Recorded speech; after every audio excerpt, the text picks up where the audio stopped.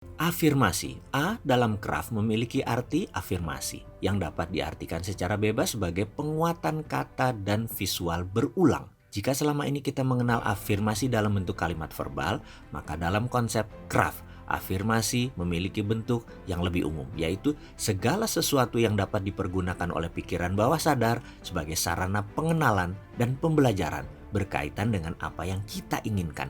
Konkretnya, afirmasi ini adalah seluruh citra atau gambaran atau bentuk atau rasa yang dapat dengan mudah diserap oleh pikiran bawah sadar. Jika afirmasi ini bentuk kalimat verbal, maka kalimat ini mengandung emosional tertentu sehingga dapat dikonversikan sebagai citra, bagian dari pikiran bawah sadar. Ingat bahwa dalam pikiran bawah sadar lebih mudah memahami citra atau gambar atau bahasa perasaannya versi otak kanan. Afirmasi bisa beragam bentuk seperti gambar, foto, suara yang tentunya harus berkaitan dengan hal-hal yang kita ingin capai yang bersifat membawa emosi atau bahasa lainnya mempunyai anchoring effect.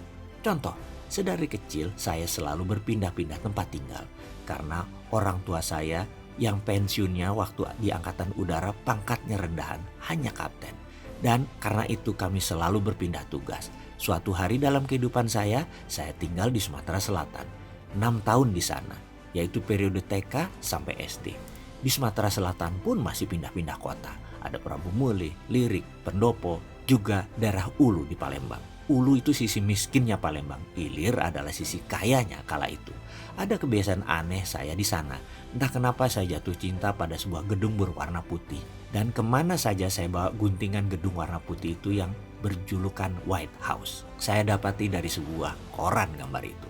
Kemana saja saya bawa, saya letakkan di kantong, saku, celana pendek lusuh saya yang selalu cuma satu itu celananya. Suatu hari, kira-kira kala itu saya kelas 2 SD.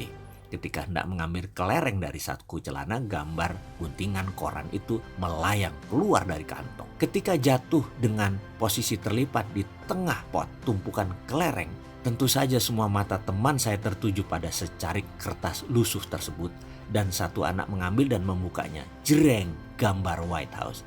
Mereka saling lihat dan bingung menatap gambar ini. Satu anak komentar, "Apa nih?" Saya jawab, "Aku nak sekolah di sana." Anak itu menjawab, "Amerika, mak mano, wong dusun gitu." "Ah kau," saya ambil kertas itu dan saya berkata dalam hati, "Lihat saja, boleh miskin tapi cita-cita sekolah ke Amerika pasti." Singkat cerita saya pun entah bagaimana caranya akhirnya 6 tahun berada di negeri Paman Sam, sekolah di sana. Oke, itu hanya contoh afirmasi pengalaman saya. Sekarang kita kembali ke huruf A yang berarti afirmasi itu.